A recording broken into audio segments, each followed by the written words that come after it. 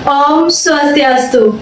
Assalamualaikum warahmatullahi wabarakatuh. Shalom namo buddhaya, salam kebajikan dan salam harmoni. Perkenalkan, nama saya Niwayaneka Tirtayani, NIM 241101110, absen 5 dari kelas BKA semester 4. Di sini saya akan membuat video terkait RPBK Mikro Konseling Lanjut yang diampu oleh Profesor Dr. Iketut Darsana, MPD Kons. Nah, sebelum kita memulai sesi konseling, Ibu akan memberikan angket terlebih dahulu ya kepada kamu untuk melihat kondisi awal kamu terkait dengan perundungan yang kamu alami, dan silakan isi dengan jujur ya untuk mengetahui apa perasaan kamu sebenarnya. Baik, Bu. Terima kasih ya sudah mengisi anketnya. Hasil ini akan menjadi dasar nantinya untuk melihat perubahan yang kamu alami setelah melakukan proses konseling nanti. Nah, jadi bagaimana nih perasaan kamu hari ini? Saya merasa takut, Bu, saat berada di sekolah. Baik, perasaan itu wajar ya. Di sini kamu aman untuk menceritakan apa saja kepada Ibu. Ibu akan mencoba mendengarkan dengan seksama cerita kamu. Silakan cerita saja ya. Nah, dalam konseling ini kita akan membahas rasa takut kamu tersebut terhadap perundungan yang kamu alami. Nah, rasa takut ini biasanya ditandai dengan pikiran-pikiran negatif, rasa cemas, dan kecenderungan menghindari situasi-situasi sosial. Nah, jadi kali ini kita akan menggunakan pendekatan kognitif behavioral, yaitu untuk melihat hubungan antara pikiran kita, perasaan, serta perilaku kita, yang teknik utamanya itu akan kita gunakan terkait dengan teknik kognitif reframing, yaitu untuk mengubah cara berpikir yang negatif menjadi lebih realistis, lebih positif. Apakah kamu siap? Siap, Bu. Saya akan mencobanya. Nah, sekarang coba kamu ceritakan kapan kamu biasanya merasa takut terhadap perundungan itu. Saat di sekolah, Bu, ketika saya harus berinteraksi dengan teman-teman saya. Nah, biasanya apa yang muncul dalam pikiran kamu?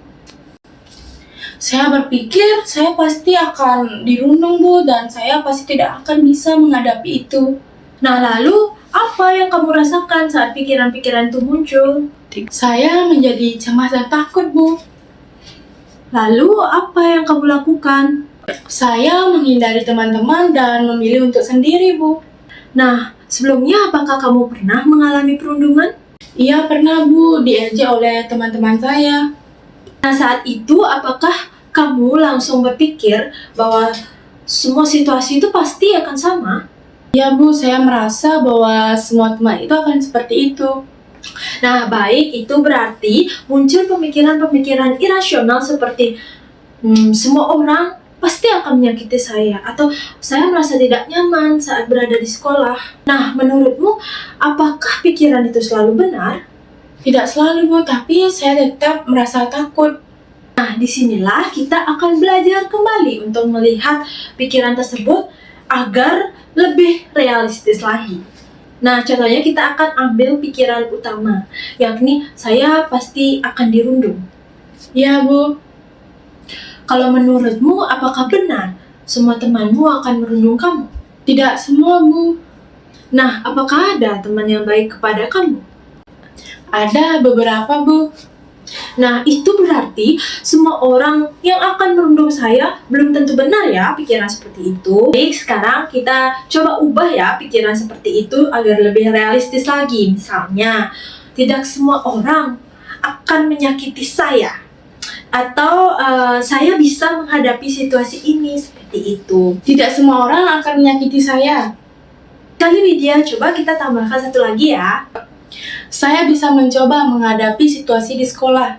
Nah, coba sekarang kamu bayangkan kamu sedang berada di sekolah dan kamu merasa takut. Saya berpikir saya akan dirundung. Lalu saya mengubahnya dengan tidak semua orang akan menyakiti saya. Saya bisa menghadapi ini. Bagus sekali, itu sudah menunjukkan bahwa kamu sudah mampu melakukan teknik reframing ini.